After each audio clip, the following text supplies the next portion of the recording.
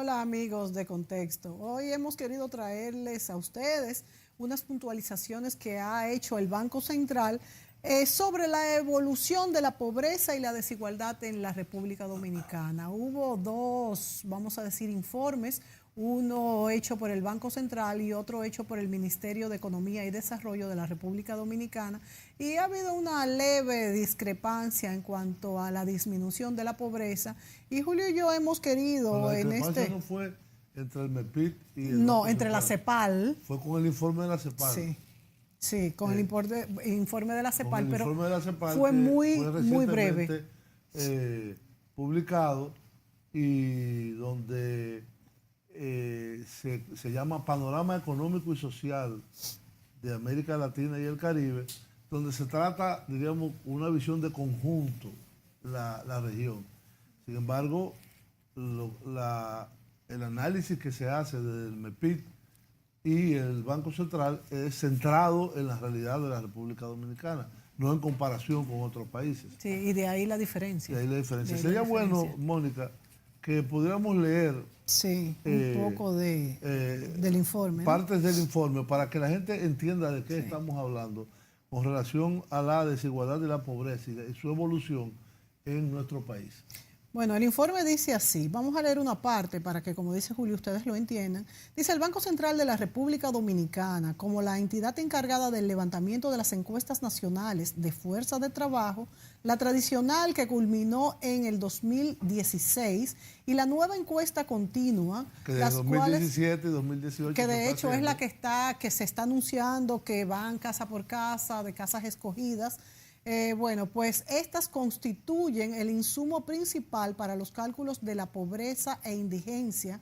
Ha considerado oportuno complementar y ampliar las declaraciones ofrecidas por el Ministerio de Economía, Planificación y Desarrollo, institución responsable de realizar las estimaciones periódicas de las cifras de pobreza y desigualdad, en el marco del Comité Técnico Interinstitucional de Medición de la Pobreza, creado por el decreto 112-15, en el sentido de que no es cierto que la desigualdad se haya estado incrementando en el país, como podría interpretarse a partir del documento Panorama Social de América Latina 2018, recientemente publicado por la Comisión Económica para América Latina y el Caribe, CEPAL. Que es lo que decíamos ahí. Que es lo que decíamos, y además de que es muy poco también lo que Ahora la vamos diferencia. a ver, la diferencia es mínima. Como punto de partida es preciso señalar que la CEPAL realiza un proceso de homogenización de criterios y definiciones a partir de las bases de datos de las encuestas de los hogares de los diferentes países, para que los resultados en términos de indicadores de pobreza monetaria se deriven, por supuesto, de una metodología común. De manera particular, como lo establece el referido documento, textualmente ellos citan las cifras de pobreza calculadas por la CEPAL y las oficinas de los países. Oficiales. Y los oficiales de los países presentan distintos énfasis y, por tanto, en su cálculo se adoptan criterios diferentes. Por esto es, las cifras de la CEPAL tienen por objeto reflejar de la manera más comparable posible la realidad regional, en tanto que las cifras nacionales buscan atender a la mejor manera las realidades del propio país, en este caso la República Dominicana. En esta ocasión, el tratamiento metodológico de homogenización utilizado por la CEPAL introdujo cambios para todos los países en el proceso de construcción de líneas de pobreza, esto es, en la forma de seleccionar los bienes de las canastas básicas alimentaria y no alimentaria, los precios utilizados para valorar dichos bienes y los deflactores para actualizar las líneas en el tiempo, así como en la definición del riesgo de los hogares, entre otros. Ingresos, entre otros.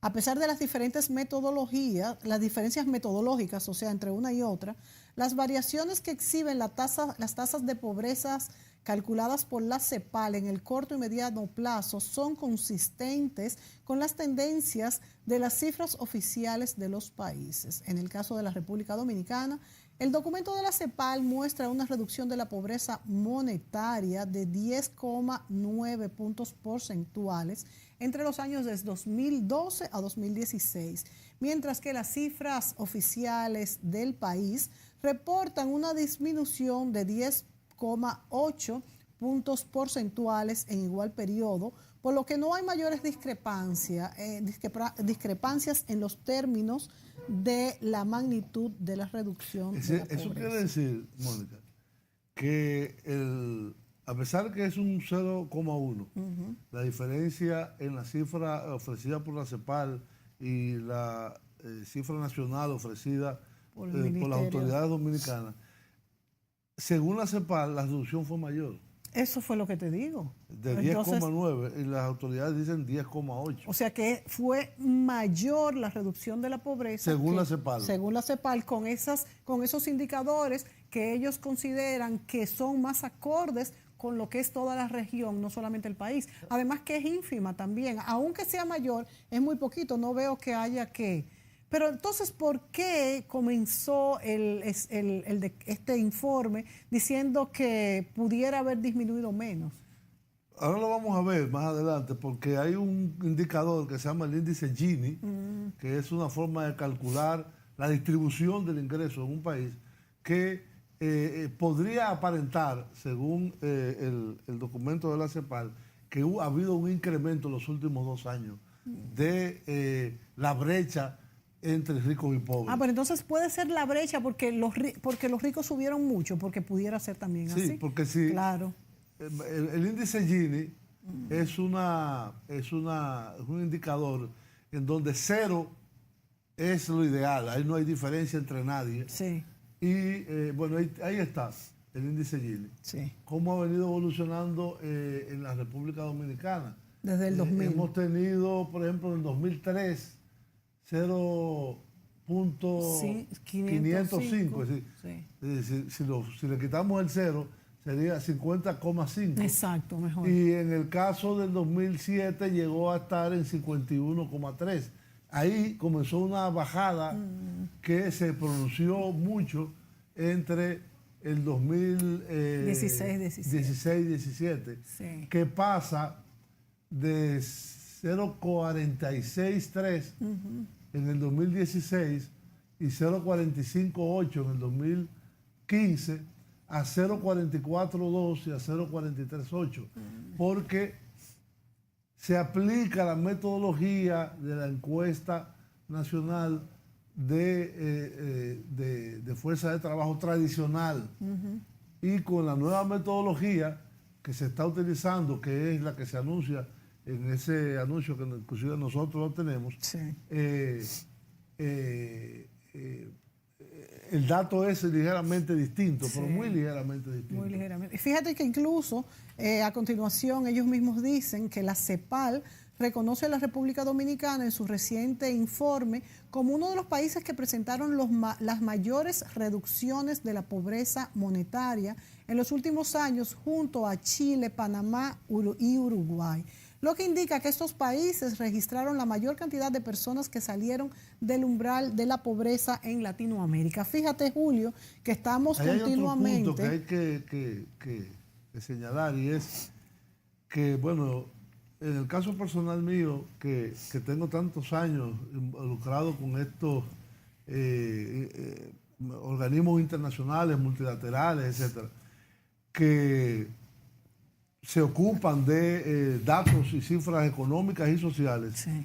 En un momento recuerdo que la pobreza se dividía en 2 tramos. La pobreza extrema, sí, era el que ganaba diariamente menos de $2. Sí. Y la pobreza no extrema, sino moderada, vamos, sí, a llamarle, entre esos $2 y 3. Ahora es $6 lo que se calcula, porque la capacidad... La moderada, Julio, sí, hasta $6. Hasta $6. Entonces eso sería al mes, si lo multiplicamos por 30, 6 por 3, 18, $180. Y si lo multiplicamos por 50, son 5 por 8, 40, llevo 4, 5 por 1... Casi 9.000 pesos. 9.000 pesos. 9.000 pesos. O sea, los que estén por debajo de 9.000 pesos. Sí. En el día de ayer vi hoy unas declaraciones del gobernador del Banco Central donde anotaba que el promedio del salario mínimo en el sector público está en 5.177, si mal no recuerdo. Tengo el dato, ahorita esa es la cifra. Y mientras que en el sector privado está en 10.000 y algo. Sí. Es decir, que lo duplica el sector privado. Bueno, en el sector público es 2 veces menos. Sí. O la mitad. La mitad, exacto. La mitad de lo que es en el sector privado. Entonces, eso, con mucha razón, lo ponía de relieve en una ofrenda floral que se hizo por parte del Banco Central, del gobernador Valdés, que el problema fundamental en este país son los salarios. Sí. Los bajos salarios. Y se hizo también un informe en relación a esto. Ahora, Julio, a mí me preocupa mucho. Se ha hablado, yo misma he hablado en distintos programas sobre que es obvio, el mismo gobernador del Banco Central ha insistido mucho en que hay que subir los salarios y esto es indudable. Y se ha hablado también, y muchos economistas, no sé si tú te inscribes entre ellos, a que debe haber un solo salario mínimo. No, bueno, yo soy el abanderado. Bueno, tú también. Pero es el que más he fuñido. Yo conozco muchísimos. Es más, casi todos los que he entrevistado están de acuerdo a que haya un solo salario mínimo. Pero tú sabes que me preocupa a mí, ya viéndolo del otro lado también, porque aunque es vamos a decir, lo que se dice es que el trabajo del trabajador vale lo mismo. O sea, no porque esté en una compañía o en otra, su trabajo vale más o menos. El problema es el siguiente. Primero es la dispersión. En este país, si tú tomas todas las formas de salario establecidas por el Comité Nacional de Salario, hay 17 salarios. Demasiado. Mínimos. Hay uno para los agricultores, las empresas, las pymes, de hasta 2 millones de capital. Hay otro para de 2 a 4 millones. Hay otro para la de más de 10 millones. Hay otro para el sector público. Hay otro para la zona franca. Hay otro para los guachimanes. Cuando tú terminas, es imposible recordarlo todo. Sí. Es decir, ¿por qué existe esa dispersión oficial a través del Comité Nacional de Salarios sobre lo que es el salario mínimo? Porque, señores, ¿qué es el salario mínimo? Los países han establecido, y la Organización Internacional del Trabajo ha recomendado establecer un salario mínimo porque eso debe reflejar las condiciones mínimas de reproducción de la fuerza de trabajo de un trabajador. Es decir, con lo que un trabajador puede alimentarse, transportarse, asearse, con lo mínimo que le es factible salir a trabajar. Porque muchas veces decimos, en la República Dominicana, y ese es un dato que también lo da el Banco Central, hay una cosa que se llama la canasta básica. Sí. La canasta básica ahora se hace por quintiles, es decir, por grupos de 20%. El grupo 1 es el más bajo y el grupo 2, el 5 es el más alto. Y en el medio están los otros 3.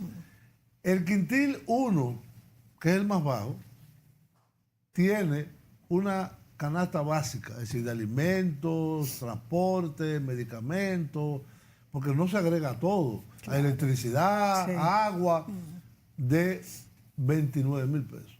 O sea que ni siquiera con 2 sueldos mínimos, por ejemplo, de los del Estado se cubre, que sería trabajando las dos parejas. Ni con 2 del sector privado. Ni con 2 del sector privado. Entonces, hay realmente un problema muy grave en cuanto a la política salarial que tiene el Estado Dominicano. Y mucha gente me dice, bueno, pero que eso es lo que se negocia en el Comité de Salario.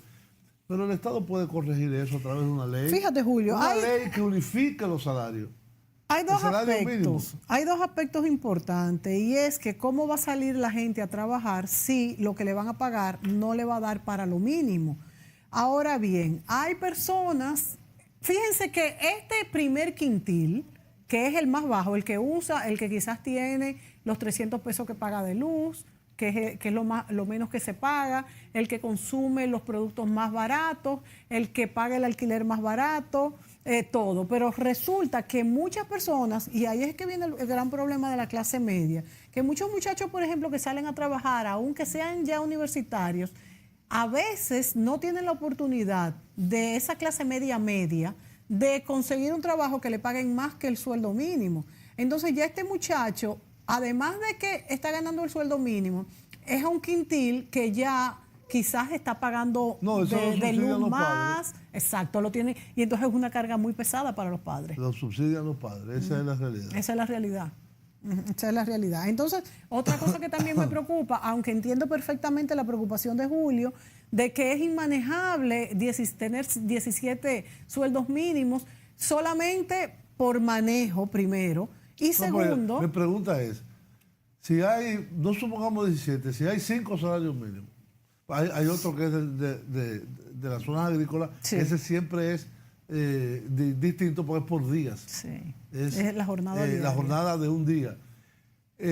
Mi pregunta es, cuando tú vas a un supermercado, a un colmado, exacto, te cobran hay 17 precios distintos. Claro. Para los que tienen el salario por más eso, bajito. No, y entonces mi trabajo vale menos. Ok, establecido eso. Pero por otro lado... No, pero las mercancías valen una sola. Por eso. No, y además precio. También es injusto que mi trabajo valga menos. Están aplaudiendo por ahí. Parece que pasó algo bueno. Algo bueno. El salario mínimo subió, no fue eso. Sí. Julio, pero también me preocupa que, aunque tú dices que por decreto pudiera esto corregirse, por ley y por acuerdos de todos estos... Una nueva ley general de salarios. Ok, a eso voy, pero que además ¿están las compañías preparadas para esto? Claro que sí. ¿Tú crees que claro sí? Que ¿No sí. van a cerrar compañías por esto? No, eso es mentira. No van a cerrar nada porque van a ganar menos. Van a ganar menos, pero no van a cerrar. A mí me preocupa un poco. No van a cerrar. Me preocupa un poco esto. Hay que ir a una pausa. Y vámonos a la pausa y seguimos con el informe.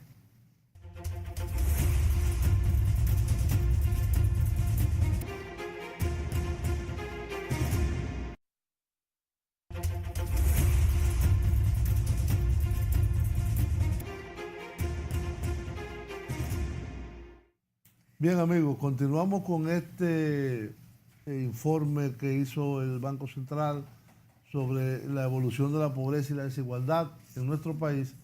Es importante que continuemos con la lectura del documento que leímos apenas la primera parte. Para irlo analizando, ¿verdad? Exacto. La idea es que lo leamos para que ustedes tengan los datos exactos que publicó el Banco Central e irlos analizando a ver cómo fue calculado este índice de disminución de la pobreza, así como las distintas canastas familiares y comparándolo, ¿verdad?, con los sueldos mínimos que tenemos. El informe sigue destacando la importancia del cambio en el número absoluto de personas pobres en un país determinado. Dice que es el resultado combinado de las variaciones en su tasa de la pobreza y del crecimiento de la población. Exacto. Cabe precisar que dado el crecimiento vegetativo de la población, el número absoluto de personas puede reducirse en el tiempo. Si la caída en la tasa de la pobreza es lo suficientemente significativa para compensar el crecimiento poblacional como ha estado sucediendo en la República Dominicana. Ellos destacan aquí en negritas que en ese tenor las cifras oficiales de pobreza del país reflejan que la pobreza general pasó del 39.7% de la población, volvemos al margen de tiempo, del 2012 al 25.5% al cierre del 2017, para una reducción de 1.249.401 personas, por supuesto, en la cantidad de personas en condiciones de pobreza. Una verdadera proeza, según estos datos, si se toma en consideración que la población total del país experimentó un aumento de 585.186 personas en igual periodo. Esto es bien importante. Esto quiere decir que la reducción en la cantidad de pobres más que duplicó el crecimiento poblacional entre el periodo del 2012 al 2017. Se espera que los resultados del año 2018 muestran una reducción adicional en la pobreza monetaria. Ahora, hay una cosa importante. Tenemos un gráfico que queremos mostrar ahí, los indicadores de la primero, pobreza. pero hay una cosa importante a destacar. Cuando se dice disminución de la pobreza, no quiere decir que sean clase media. El presidente Medina ha insistido, y es un concepto que se usa mucho en medición de pobreza, que una vez tú sales de ganar $180 al mes, que son 9,000 pesos, 9,000 pesos, y pasa a 12,000, no quiere decir que tú seas una persona con todas tus necesidades satisfechas, no. Es lo que se llama la franja de la vulnerabilidad, que es muy grande también. Muy grande. Y esa franja de vulnerables, que muchos le pueden decir clase media baja o lo que sea, pero es de unas personas recién salidas de la pobreza extrema. De la extrema ya salieron de la pobreza moderada, vamos a llamarle, que es, para redondearlo, menos de 10,000 pesos mensuales. Es decir, cuando usted gana 14 o 15 mil pesos, no es que usted está muy bien. Yo no sé cómo una persona con 14 o 15 mil pesos puede transportarse, satisfacer sus necesidades, vestirse. transportarse, comer, vestirse, pagar la luz, ir a divertirse en algo. Tomarse una cervecita. Es decir, esto no está poniendo un paño tibio a las condiciones que tiene o esa franja de vulnerables que podría llegar hasta personas que ganan entre 30 y 40 mil pesos, que ya están un poco más holgadas, pero hasta cierto punto, porque, por ejemplo, si no puede pagar un buen seguro médico y tiene que ir a los médicos cuando... A eso está Senasa. Para eso está Senasa, y qué bueno que está Senasa, porque la verdad es que cubre bastante y es un gran logro en nuestro país. Es importante que pongan el cuadro que tenemos ahí atrás. Sí, que lo pongan para comentarlo un poco. Sí. Bueno, aquí en este Fíjense cuadro cómo vemos...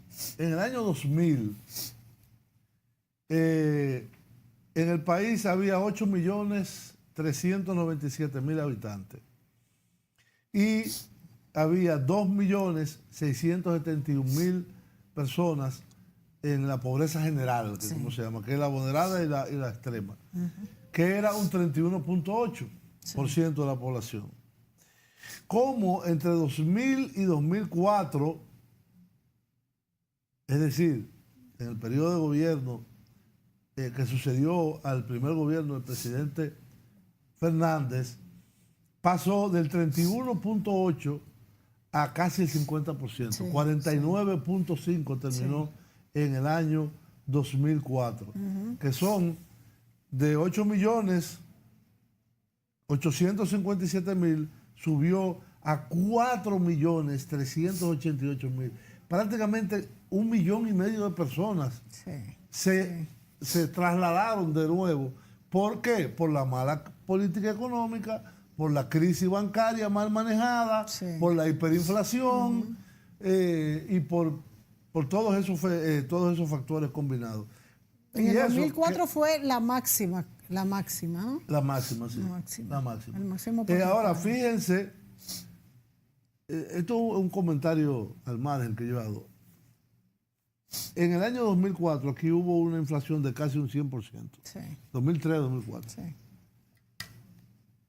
¿Qué será lo que se está viviendo en Venezuela? No. La verdad es que yo, cuando pienso en eso, porque se me grifan los ya pelos. no es hiperinflación, esa es mega inflación. Y también en Argentina, ¿eh? En Argentina es un 50%. También, todos los años. Todos los años y... Bueno, y desde hace mucho, porque lo vimos también hace 10 años. Pero en esos países por lo menos hay indexación de salario. No igual a la inflación. No igual, Julio, no igual. Pero evidentemente todo esto es el peor de los impuestos, el peor es la devaluación. de las políticas que los países no puedan controlar la inflación.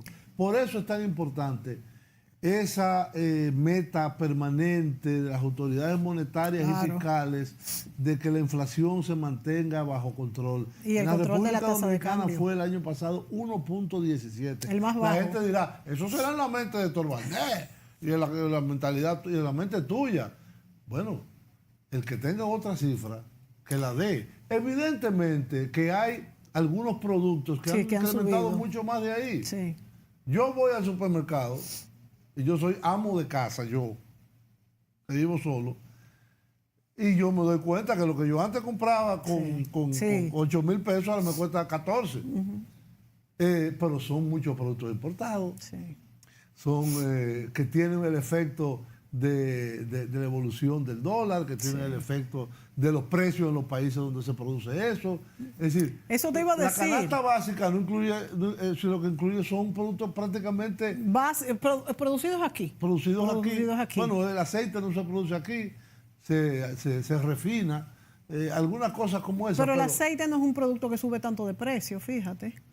El aceite básico me refiero, sé. el que no sube tanto de precio. No lo sé. Pero, el aceite de oliva sí. no, el aceite de oliva sí, el aceite Sí, de oliva sí, sí. mucho. Por eso es que, como decía Julio, pues esos países que tienen una gran devaluación y producto de esta devaluación, una depreciación de su moneda, es el peor impuesto, porque aunque como él también decía, los salarios se revisan y aunque no al mismo nivel, pero se ponen a que por lo menos para la canasta básica se dé. Pero ¿qué pasa? Que ningún país del mundo produce todo lo que consume, y mucho menos en la República Dominicana. Entonces esas clases muy bajas, como acceden a una canasta básica que es producida en el país, sí le pueden compensar y comprar esto, pero el que es clase media, pues ya que compra esas otras cositas que Julio Ortega compra en el supermercado, esos quesos importados que a él le gustan y ese vinito, pues eso No, ya... vino yo no bebo vino. Tú no bebes vino.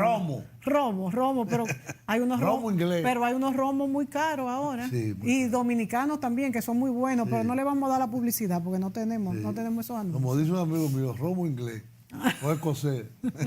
Sí, hay unos romos buenísimos.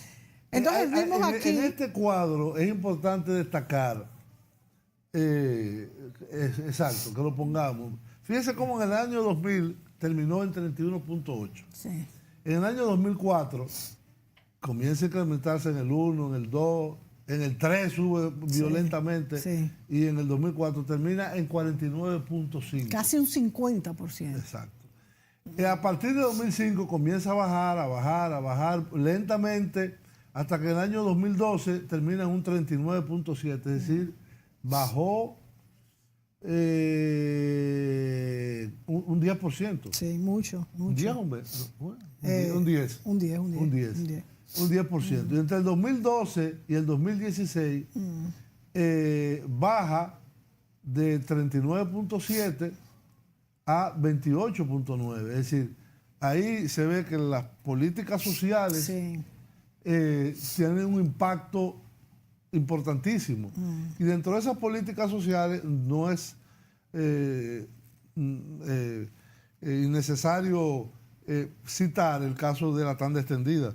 Porque la tanda extendida, más que un programa educativo, que lo es un programa social también. Bueno, mira, la tanda extendida es el programa junto con la adjudicación de los carnets de SENASA en el país.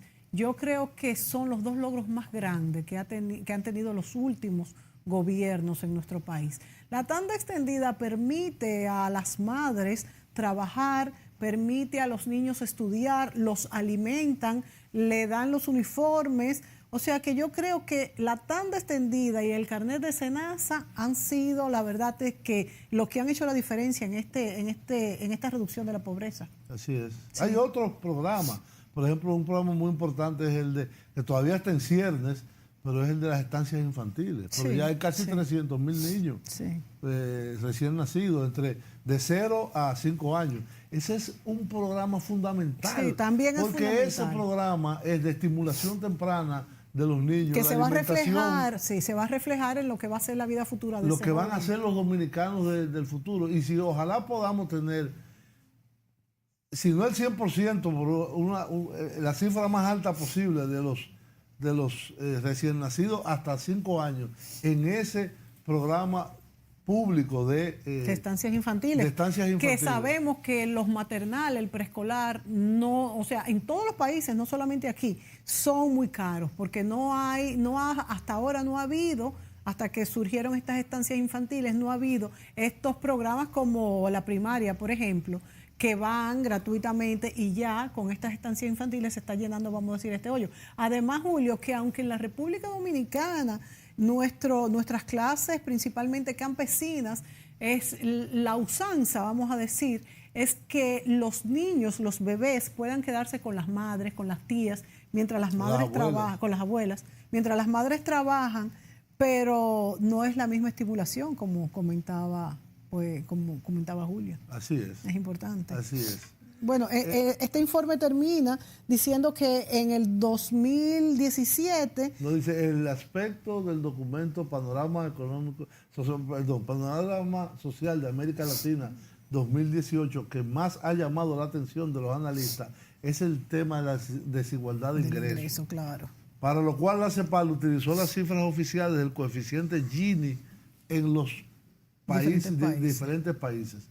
Este indicador constituye el estándar internacional para el seguimiento de la desigualdad en el ingreso de la población y se encuentra acotado en el rango de 0 a 1. Como decía anteriormente yo, 0 es no hay diferencia entre nadie y 1 es una persona lo concentra todo, o 2 o 3, sí, y el resto está en pobreza.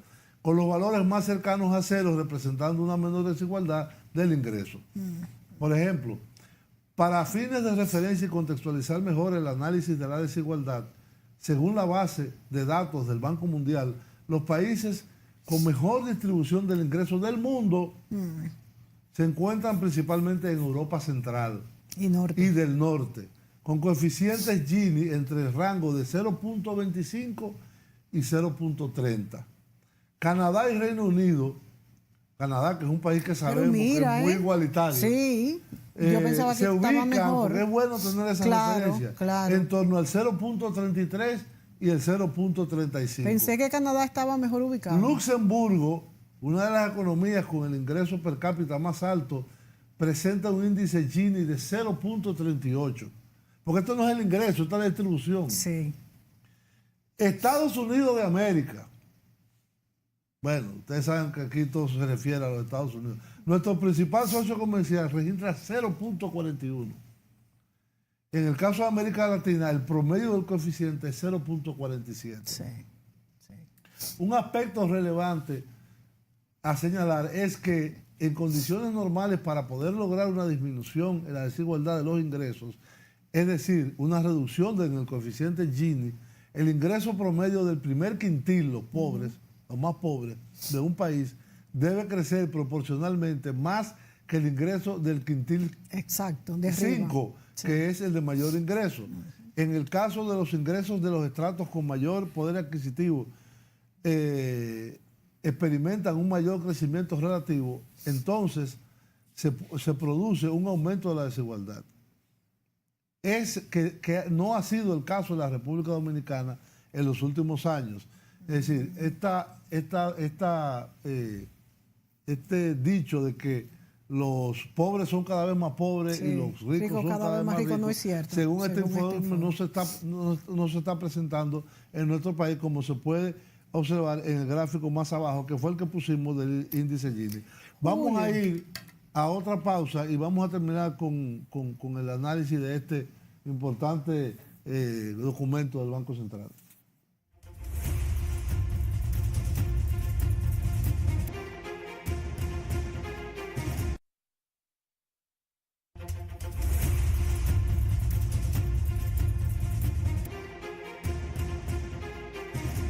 Analizamos en el segmento anterior en nuestro país la distribución de las riquezas, cómo estamos respecto al mundo, y vemos que no estamos tan mal, porque de hecho incluso Canadá, que es un país sumamente igualitario y vamos a decir en esto equilibrado, tiene según este informe un índice 0.33. Pero es mucha la diferencia. Para bajar, cuando ya tú llegas a 0.40 o a 0.45, seguir bajándolo, son políticas muy proactivas para realmente hacer menos grande la brecha. Y esto no habla de la riqueza de un país.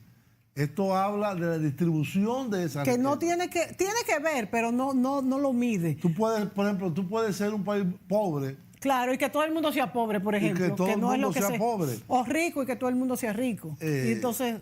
ese es el Pero, tema. Julio, que lo que quería comentarte es que justamente si todos o sea, si no es que querramos que la gente no siga, por ejemplo, que los ricos no sean más ricos, si se derrama hacia abajo, que es justamente una de las preocupaciones del gobernador del Banco Central, no hubiese el problema. Malo es cuando hay una diferencia muy grande entre estas dos clases, que es lo que justamente mide este informe. Cuando el pobre es muy pobre y no sigue avanzando, pues entonces quiere decir que hay un manejo muy malo de la economía. Así es. Pero en los años pasados, ¿cuánto había sido este índice? Lo refleja.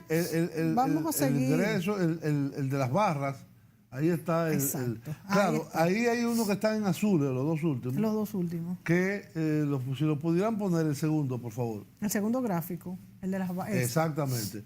Eso es decir, fíjate que hasta 2016 es que se tiene el dato preciso, es 0,463. Pero en la nueva encuesta continua de fuerza de trabajo, que es la nueva metodología que se ha adoptado con la asistencia de la OIT en la República Dominicana, el que era en 2016 0,463 baja a 0,44. Que estos puntos significan una gran diferencia, ¿eh? Sí. Por eso es que hay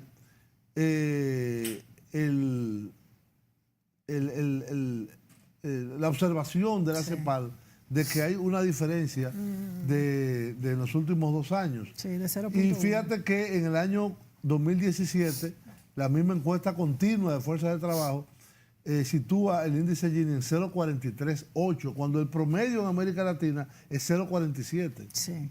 O sea que estamos sobre el promedio de muy América por Latina encima. En cuanto a la... Un punto del índice Gini es mucho. Es mucho.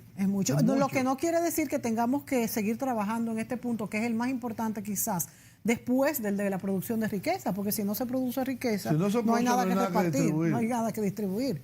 Sí. Bueno, leamos este párrafo. Al analizar la serie histórica, que es esta, la que tenemos aquí en pantalla, del coeficiente Gini de la República Dominicana, con una perspectiva de mediano y largo plazo, se observa una tendencia a la baja del indicador. Esto es una reducción en la desigualdad del ingreso. De forma particular, entre los años 2012 y 2015 se acumuló la mayor caída, o sea, media, del indicador desde el inicio de la serie, pasando de un promedio de 0,487 en el año 2012 a 0,458 en el 2015. En la encuesta nacional de fuerza de trabajo de septiembre del 16, ya descontinuada, el índice de Gini subió a 0,463, un incremento subió. O sea, ahí baja. Un incremento de 5 milésimas en el indicador, reflejando un ligero aumento en la desigualdad en el ingreso en ese año particular. Bueno, aquí continúan diciendo que, como se puede apreciar en el gráfico, la nueva encuesta nacional continua de fuerza de trabajo muestra que se mantiene la tendencia a la baja en la desigualdad del ingreso, ubicándose el coeficiente de Gini en 0,442 y 0,438 para el 2016 y el 2017, presentando la mejor situación relativa del país en términos de distribución del ingreso en toda la serie histórica analizada. Ahora bien, esto puede ser positivo porque, además de que se está distribuyendo mejor el ingreso, el año pasado tuvimos un crecimiento de un 7% sobre el Producto Interno Bruto. Un crecimiento de 4.6, pero que no fue tampoco... Es decir, siempre hay una acumulación de ingresos, de crecimiento económico, y evidentemente hay que apostar al crecimiento y a la redistribución. Las dos cosas tienen que manejarse. No puede ser solamente la distribución y destruir la riqueza, y tampoco es crear riqueza y concentrarla todo en una sola mano o en pocas manos. Yo creo que hemos trabajado, nuestro país ha sido, según estos datos de la CEPAL, bueno, en que las clases muy ricas indudablemente han mejorado, pero esto no es malo. Esto es bueno porque son los que dan trabajo. Ahora, hay algo que no hemos mencionado. Sí. ¿Cómo Es decir, ¿cuál es el instrumento para medirlo? Para mejorar esa diferencia entre el quintil 1 y 2 y el quintil 5 y 4? Es la política fiscal. Sí.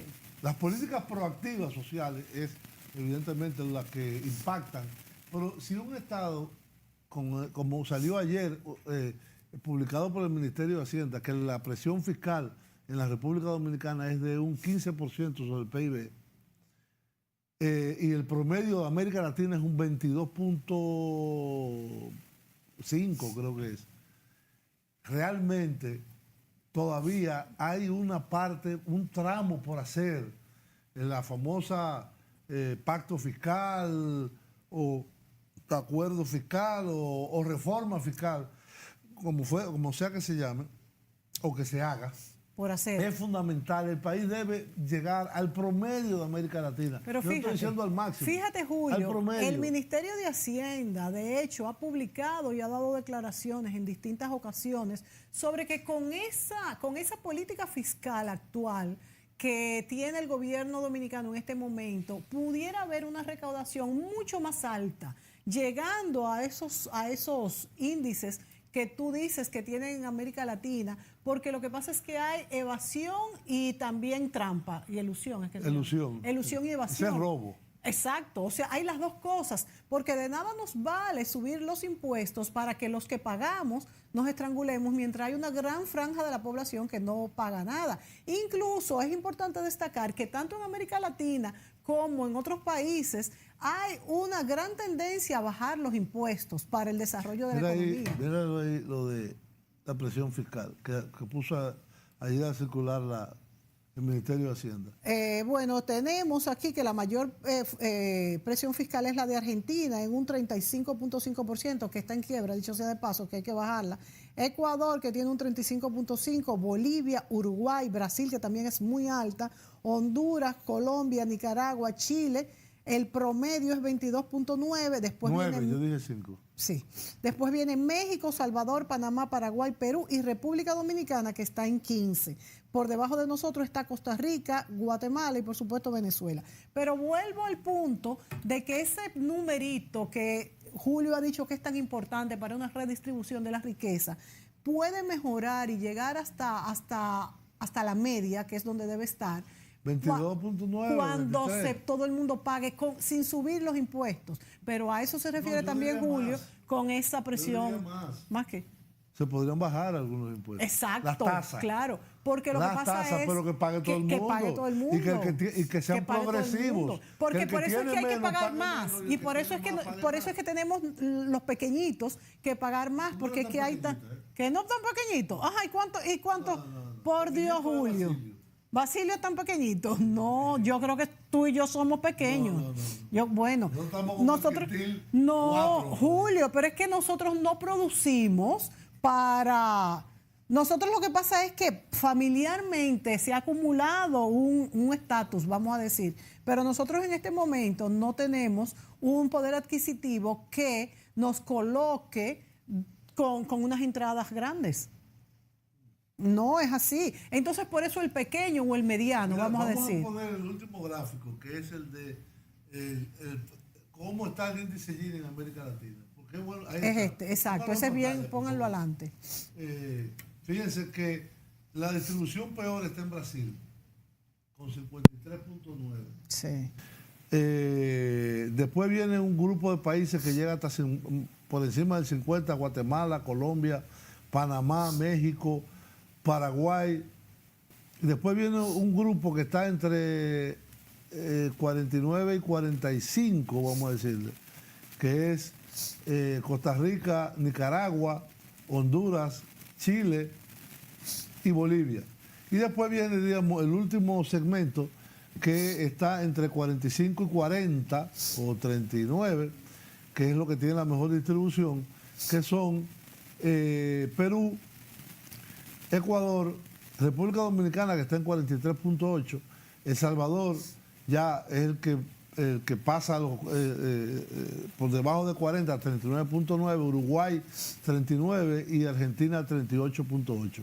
Es decir, los que están en mejor posición de distribución de la riqueza de ese país son Argentina, Uruguay y El Salvador, y en cuarto lugar está la República Dominicana. Y pudiéramos decir que Uruguay es el que está mejor en cuanto a de esos, antes no de nosotros, porque Argentina está ahora mismo en una quiebra total y El Salvador también está bastante mal.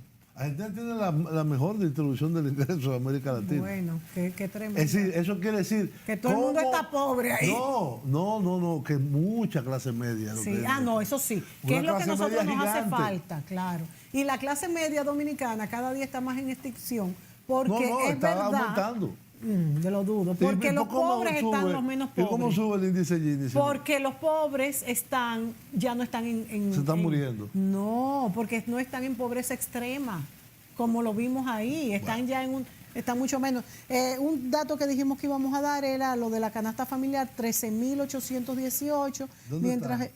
No está ahí, en otro informe del Banco Central. Y el salario mínimo promedio en el sector público, 5.117,50, mientras en el sector privado, 10.947. Exacto, por debajo de la canasta básica. También es importante... Aquí tenemos de esos que trabajan en los aeropuertos, que hacen así. Que nos están haciendo señas, que ya se nos acabó el tiempo. Señores, la vida es finita, así como el dinerito, que también se acaba. También el tiempo, la vida y este programa contexto, pero lo bueno es que volvemos mañana.